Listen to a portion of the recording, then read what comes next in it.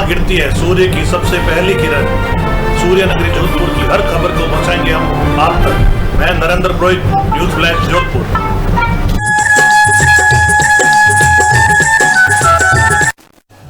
Jodhpur bulletin में आप सभी का बहुत बहुत स्वागत है और मैं हूं आपके साथ। आप देख रहे हैं न्यूज़ फ्लैश।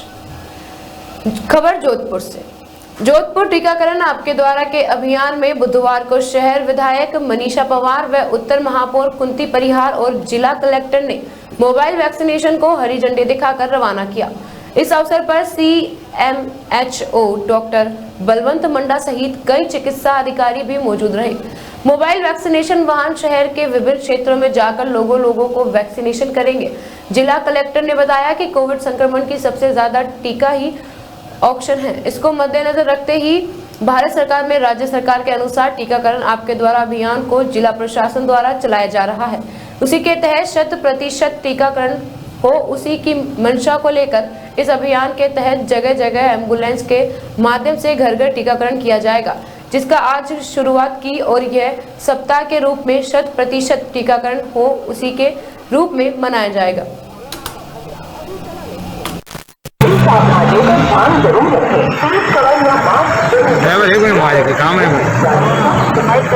कि माननीय मुख्यमंत्री महोदय के निर्देशन में जोधपुर जिला प्रशासन लगातार ये प्रयास कर रहा है कि कोविड की जो तीसरी लहर है उसके प्रबंधन में कोई कसर नहीं छोड़ी जाए, और विशेष करके जो माननीय मुख्यमंत्री महोदय के निर्देश है वो है 100% टीकाकरण के लिए, क्योंकि विशेषज्ञों का ये कहना है कि केवल एक टीका ऐसी एविडेंस के साथ सामने आया है जिसमें पता चल रहा है कि दूसरी लहर के अंदर भी बहुत कारगर इसको पाया गया था।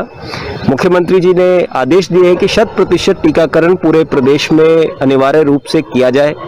उसी के उपलक्ष्य के अंदर जोधपुर प्रशासन ये पूरा जो सप्ताह है इसको विशेष टीकाकरण सप्ताह के नाम से हम लोग काम कर रहे हैं। चाहे स्कूली बच्चों के टीकाकरण की बात हो, चाहे प्रिकॉशनरी डोज में फ्रंटलाइन वर्कर्स, बुजुर्ग हेल्थ केयर वर्कर्स की बात हो, या आज विशेष करके जो 14 हमारी व्हीकल्स हमें स्पेशल कोविड वैक्सीनेशन व्हीकल्स मिले हैं, उसके साथ साथ कुछ समाजसेवी संस्थाओं ने हमें सहयोग किया है, बाइक एम्बुलेंसेस हमें मिली हैं।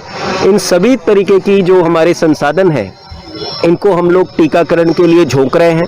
बहुत अच्छा परिणाम हमें टीकाकरण में देखने को मिल रहा है। पूरे जोधपुर शहरवासी, गांववासी मिलके जो राजस्थान सरकार की मंशा है उसके अनुरूप काम कर रहे हैं। हमारे जोधपुर ज़िले में तकरीबन 92% से ज़्यादा अभी तक पहली डोज लग चुकी है, और शहर में खास करके हम लोग 100% को टच कर रहे हैं। उसी प्रकार से जो दूसरी डोज है उसमें हमें ज़्यादा काम करने की ज़रूरत है। तकरीबन 3 से 4 लाख लोग ऐसे हैं जिनको अभी दूसरी डोज ड्यू हो चुकी है। मैं उनसे भी निवेदन करना चाहूँगा कि ये जो टीकाकरण आपके द्वार, जो हर घर जाके हम टीकाकरण करने का प्रयास कर रहे हैं, ये जो व्हीकल्स चल रहे हैं, जो हमारी पूरी टीम्स चल रही हैं, इनका आप सहयोग करें और टीकाकरण को अपनाएं। इसके साथ साथ आप सबको ध्यान है कि 9 जनवरी से जो नई गाइडलाइंस निकली हैं, जिसके अंदर सोशल डिस्टेंसिंग, मास्क, सैनिटेशन तो है ही है, लेकिन उसके साथ साथ कुछ अननेसेसरी जो भीड़ है, किस प्रकार से हम लोग शाम को अपने आप को सीमित करते हुए संक्रमण को रोक सकते हैं, उसके लिए भी जिला प्रशासन पुलिस के साथ, निगम प्रशासन के साथ और यहाँ की जो समाज सेवी संस्थाएं हैं, आमजन के साथ मिलके ये प्रयास कर रहा है कि तीसरी लहर को यही रोका जाए। धन्यवाद जी के मंशा अनुसार तीसरी लहर को देखते हुए स्वास्थ्य विभाग द्वारा, प्रशासन द्वारा एक बहुत बड़ी मुहिम वैक्सीनेशन द्वार तक पहुंचे लोगों के अभियान की शुरुआत की गई, जिसमें 4 व्हीकल्स द्वारा, एम्बुलेंस द्वारा और बाइक एम्बुलेंस के द्वारा लोगों को टीकाकरण किया जाएगा।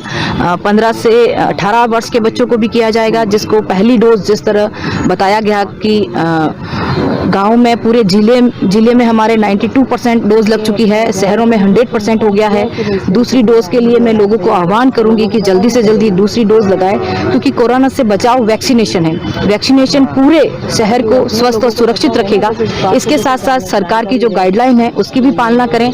मुख्यमंत्री जी चाहते हैं कि राजस्थान के साथ साथ जोधपुर मेरा पूरा कोरोना से स्वस्थ रहे, सुरक्षित रहे। तो सुरक्षित तभी रहेगा जब हम गाइडलाइन की पालना करेंगे। मैं धन्यवाद देती हूँ मुख्यमंत्री जी के साथ स्वास्थ्य विभाग को, प्रशासन को, नगर निगम को और हमारे जोधपुर के सभी भामाशाहों के साथ आम व्यक्तियों को जो सरकार की गाइडलाइन की पालना कर रहे हैं और लोगों को बहुत अच्छे तरीके से अभ्यास करा रहे हैं कि किस तरह हमें मास्क लगाना है, गाइडलाइन की पालना करनी है, 2 गज की दूरी बनाए रखनी है, सैनिटाइजर का उपयोग करना है। हम सब मिलकर हमारे जोधपुर को कोरोना से मुक्त करें और स्वस्थ बनाएं। खबर जोधपुर से। समग्र शिक्षा अभियान के तहत बच्चों को साइबर क्राइम के प्रति जागरूकता अभियान ने शिक्षकों को ऑनलाइन प्रशिक्षण दिया गया। शिक्षक अपने स्कूल के बच्चों को साइबर क्राइम के प्रति जागरूकता का ज्ञान देंगे।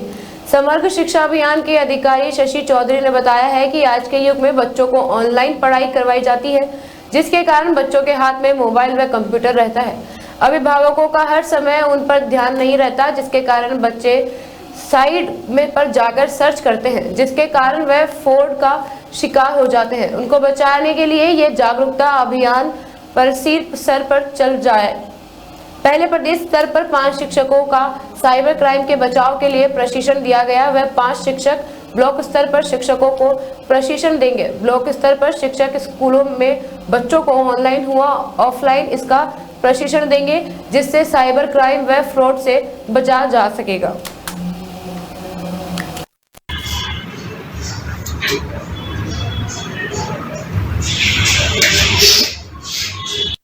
जी, साइबर पीस सिक्योरिटी का जो कार्यक्रम है ये ऑनलाइन आज हमारे जिले में स्टार्ट हुआ है, जिसमें 17 ही ब्लॉक के प्रत्येक उच्च प्राथमिक, माध्यमिक और उच्च माध्यमिक विद्यालय के एक शिक्षक को इसमें साइबर सिक्योरिटी के बारे में ट्रेंड किया जाएगा। ये जो पूरी योजना है ये राजस्थान स्कूल शिक्षा परिषद की तरफ से साइबर पीस सिक्योरिटी नामक NGO के तत्वावधान में 3 दिन की ट्रेनिंग दी गई थी जयपुर में नवंबर के महीने में, जिसमें प्रत्येक जिले से 5 लोगों को ट्रेंड किया गया था।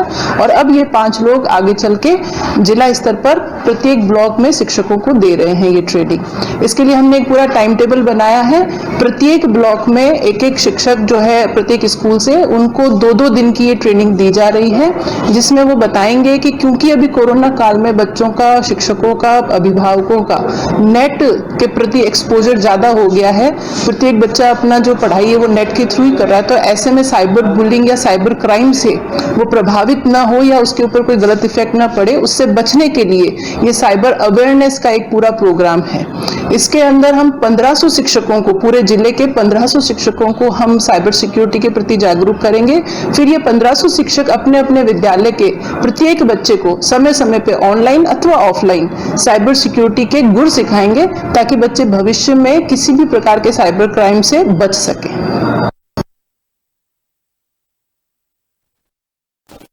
खबर जोधपुर से।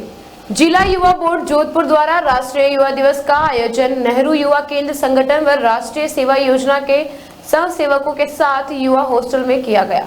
कार्यक्रम में स्वामी विवेकानंद जी के जीवन के बारे में युवाओं को प्रेरणा लेने की सीख दी। इसके पश्चात 25वें राष्ट्रीय युवा महोत्सव के वर्चुअल लॉन्च का प्रसारण भी युवाओं को प्रोजेक्ट के माध्यम से दिखाया गया। युवा महोत्सव का वर्चुअल उद्घाटन माननीय प्रधानमंत्री ने किया और युवाओं को नवसर और तकनीकी की मदद से युवाओं को राष्ट्रीय के नवसर्जन हेतु प्रेरित किया गया। युवाओं को 11 सूत्री शपथ दिलाई गई। केदारनाथ की बात करूं, सोमनाथ की बात करूं, काशी विश्वनाथ धाम की बात करूं, अयोध्या धाम की बात करूं, आपने विरासत को बचाया भी, आगे बढ़ाने का काम भी किया। मेरा अपने आपके सामने सब युवाओं से यही अनुरोध रहेगा कि जहां एक और माननीय प्रधानमंत्री जी देश को नई ऊंचाइयों पर ले जाने का काम का कारण नहीं बने। मुझे पूर्ण विश्वास है आप कोई एक क्षेत्र ऐसा चुनेंगे जहां अगले 25-30 वर्षों में अपने देश को आगे बढ़ाना चाहते हैं। पोएट, पैट्रियट और फिलोसोफर एक महर्षि को, एक योगा गुरु को भी याद करें। फिर माननीय प्रधानमंत्री जी का आज के कार्यक्रम में आने पर बहुत आभार प्रकट करता हूँ। आदरणीय प्रधानमंत्री जी, आपने आपका बहुत बहुत आभार है और सभी युवाओं को प्रकट करता हुआ अपनी वाणी को विराम देता हूँ। जय श्री अनुराग सिंह ठाकुर जी, आपका कहा गया हर शब्द हम सब हिम्मत देता है। people of Puducherry are delighted to host the 25th edition of the National Youth Festival. We have discussed with us on this occasion of significant futuristic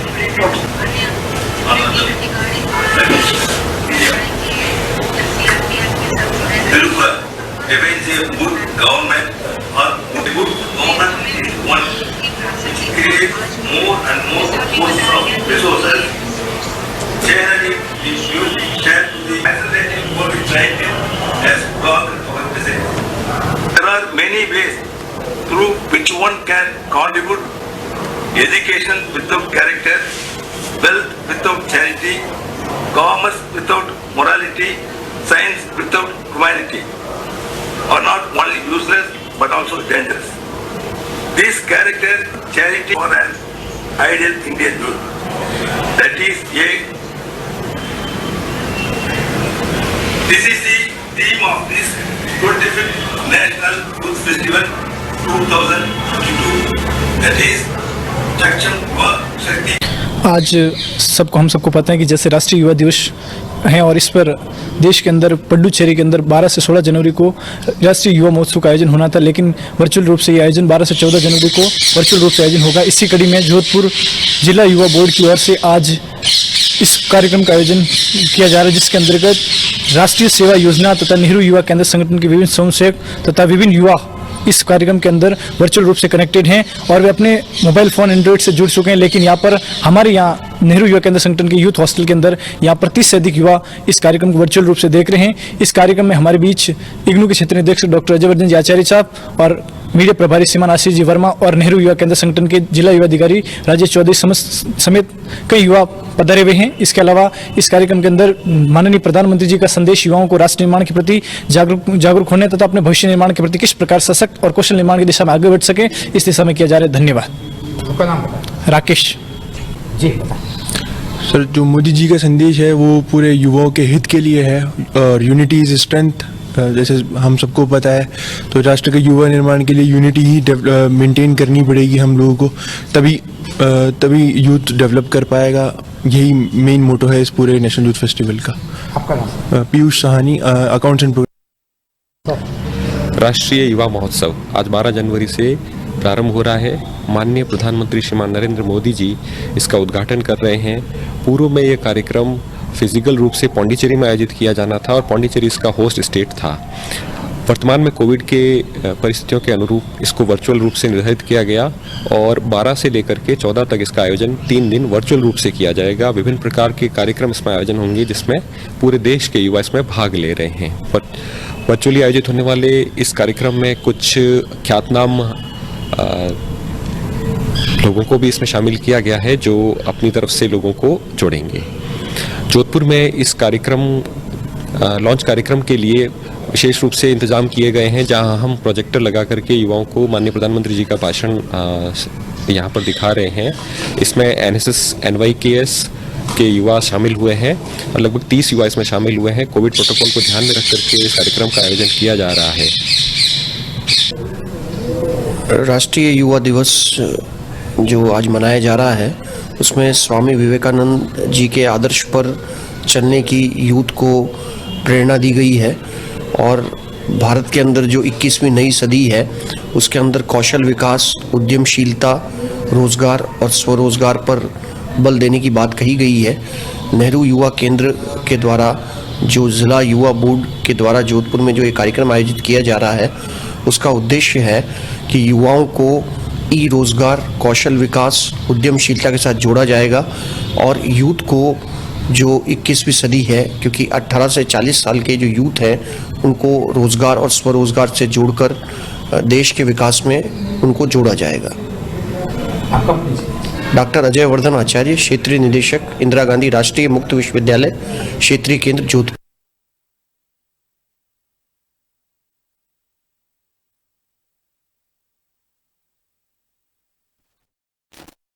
खबर Jodhpur. North Western railway employees union के कार्यक्रम में स्वामी विवेकानंद जी की जयंती पर पुष्पांजलि अर्पित की गई।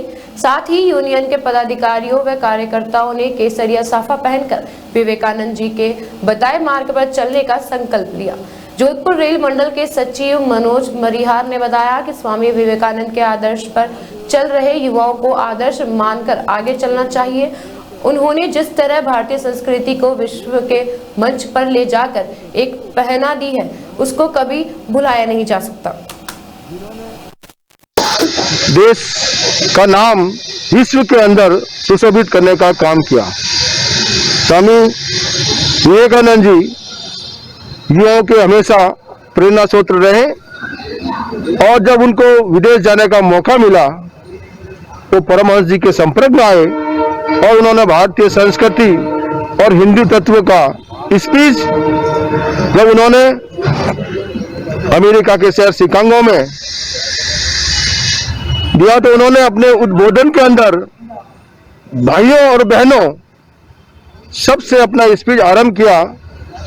उस स्पीच से उस समय के वहाँ के व्यक्ति इतने इनसे प्रभावित हुए और वहाँ के लोग भी उस स्पीच के बाद में अपने तत्व को मानते हुए उन्होंने भारतीय संस्कृति को जो अपनाने का काम किया, मैं समझता हूँ हम सबके लिए बहुत ही गौरवान्वित की बात है, बहुत ही खुशी की बात है।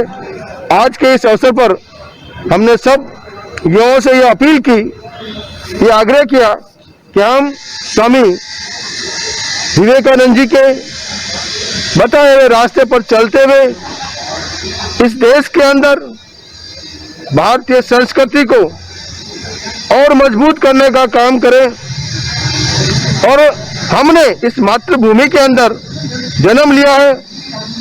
यह कैन प्रकार कहीं पर भी अगर बात की एनपीएस रेल कर्मचारियों के लिए बहुत बड़ा धोखा है।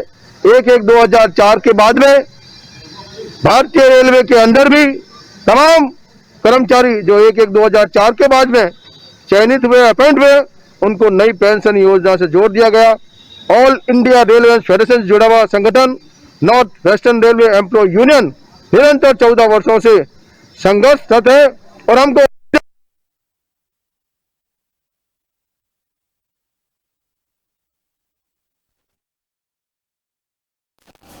खबर जोधपुर से।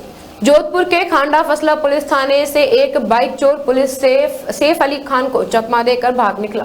चोर के भाग जाने से थाने में हड़कंप मच गया और पुलिस को 2 दिन तक चोर का पता लगाने में जुटी रही। आखिरकार पाली जिले से इस बाइक चोर को फिर से पकड़ लिया जाने के बाद पुलिस ने राहत महसूस की। अब उसे पकड़कर जोधपुर लाया जा रहा है। खांडा फसला थाना अधिकारी सुनील चारण ने बताया कि बाइक चोरी के एक मामले में बकरा मंडी निवासी सैफ अली उर्फ सैफुड़ा को गिरफ्तार किया गया था। 10 जनवरी की रात शौचालय में वापस आते समय वह पुलिस कांस्टेबल को चकमा देकर भाग निकला और पुलिस कांस्टेबल ने उसका काफी पीछा किया, लेकिन वह उसे पकड़ नहीं पाए और वह गायब हो गया। पुलिस थाने से शेर से इस तरह भाग जाने से पुलिस की सांसें फूल गई और शहर में नाकाबंदी भी करवाई गई, लेकिन सैफ अली सारी नाकाबंदी को पार करता हुआ पाली पहुंच गया। पुलिस ने इस बाइक चोर का पता लगाने के लिए पूरा जोर लगा दिया था। टीमों का गठन कर विशेष अभियान चलाया गया। आखिरकार पुलिस को सूचना मिली कि सैफ अली खान पाली में है। इस पर एक टीम को वहां भेज उसे पकड़ लिया गया। इसके बाद पुलिस ने बताया कि बाइक चोर थाने से भाग गया था।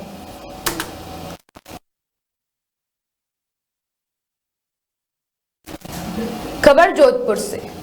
जोधपुर शहर में रसोइयों के मकान में कामकाज पर रखी जाने वाली महिला जेवरात और नकदी उड़ाने वाली बिहार की महिला गैंग का पुलिस ने आज खुलासा करते हुए 2 महिलाओं और उनके पतियों को गिरफ्तार किया। देवनगर पुलिस अब चारों से गहन पड़ताल में जुटी है और ऐसे में 2 वारदातें सामने आई थी। एक शास्त्री नगर और दूसरी देवनगर हलके में हुई थी और पुलिस अब इसकी निशानदेही पर लाखों के जेवरात आदि बरामदी के प्रयास में जुटी है। देवनगर पुलिस ने बताया कि गत वर्ष पाल लिंग रोड स्थित सुभाष नगर में एक व्यक्ति पर 2 महिलाएं घरेलू कामकाज के लिए आई थी। वह छोटा मोटा काम मांगने के साथ घर में साफ करना बताती थी। तब घर की महिला ने उन दोनों महिलाओं को काम पर रख लिया था, मगर कुछ ही क्षण बाद दोनों कामकाजी महिलाएं लापता हो गई थी। घर में जांच में पता लगा कि घर में लाखों के जेवरात चोरी हुए हैं। इस पर पुलिस ने मामला दर्ज हुआ था। इस घटना में 2 दिन पहले ही शास्त्री नगर हलके में भी ऐसी वारदात हुई थी, जो कि मिल्क मिल कॉलोनी के आसपास हुई।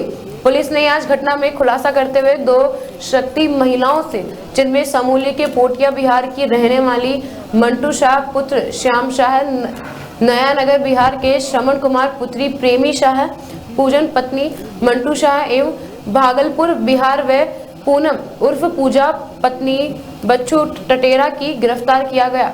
अब चारों से पुलिस पूछताछ में जुटी है।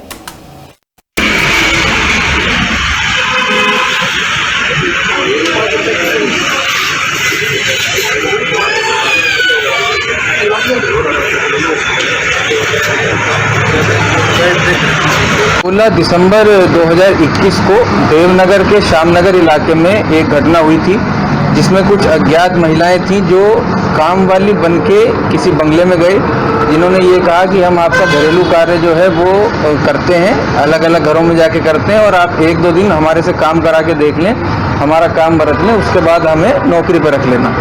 उसी से करीब 1 हफ्ता पहले इसी तरीका वारदात की एक घटना शास्त्री नगर क्षेत्र में भी हुई थी, जिसमें 2 अज्ञात महिलाएं, अलग महिलाएं थीं जो वो किसी बंगले में गई थीं, काम मांगने के एवज में ट्रायल के रूप में वहां रुकी और दोनों ने ही बंगलों में जेवरात, नकदी और अन्य सामान जो है वो चोरी करके वहां से फरार हो गए थे। क्योंकि दोनों ही घटना एक तरीका वारदात की थी, इसलिए ये भारी संभावना थी कि कोई एक गैंग है जो बाहर से आई है, इस तरह की घटनाओं को जो अंजाम दे रही है और आगे भी ऐसी घटनाओं को अंजाम दे सकती है। एक विशेष टीम का गठन जिला पश्चिम में किया गया था, जिसमें देवनगर थाने की एक टीम और जो जिला पश्चिम है वहाँ की टेक्निकल टीम, उन्होंने मिलके काम किया। प्रथम दृष्टया जो सूचना हमने संकलन की उससे ये पता लगा कि बिहार में भागलपुर जिले में कहलगांव एक कस्बा है, जिस पूरे कस्बे में इस तरह के क्रिमिनल जो है वो निवास करते हैं, जो पिछले कई सालों से, 1 दशक से भी ज़्यादा से इस तरह की वारदातें पूरे भारत में अंजाम देते हैं। टोली बना करके वो बड़े बड़े शहरों में जाते हैं, बिहार से रवाना होते हैं, पब्लिक ट्रांसपोर्ट से, ट्रेन से, बसों से। उस टोली में कोई एक लीडर रहता है जो सामान्यतः एक महिला होती है, साथ में 1 या 2 पुरुष जो उनके सहयोग के लिए आते हैं। ये जब किसी नए शहर में पहुंचते हैं तो वहाँ ट्रेन से उतर के, बस से उतर के टैक्सी वालों से ऐसी जगह के बारे में पता करते हैं जहाँ रियायती दरों पे, सस्ती दरों पे कमरा मिल सकता है, जहाँ ज़्यादा KYC नहीं होता है, ज़्यादा कागज़ वागज़ की ज़रूरत नहीं होती, किराए पे हम कमरा लेते हैं, बिना कोई कागज़ दिए छोटी मोटी रकम एडवांस देके कमरा ले लेते हैं, क्योंकि ज़्यादा लंबे समय इनको रहना नहीं होता। वहाँ से फिर आसपास के जो पॉश इलाके हैं, जहाँ बड़े मकान हैं, बंगले हैं, उनमें ये काम मांगने की एवज में जाके और इस तरह की वारदात को अंजाम देते हैं। ये पता चलने के बाद कि भागलपुर की उक्त गैंग इन दोनों घटनाओं में शरीक हो सकती है, एक विशेष टीम को गोपनीय रूप से भागलपुर भेजा गया, जिन्होंने वहाँ कैंप किया और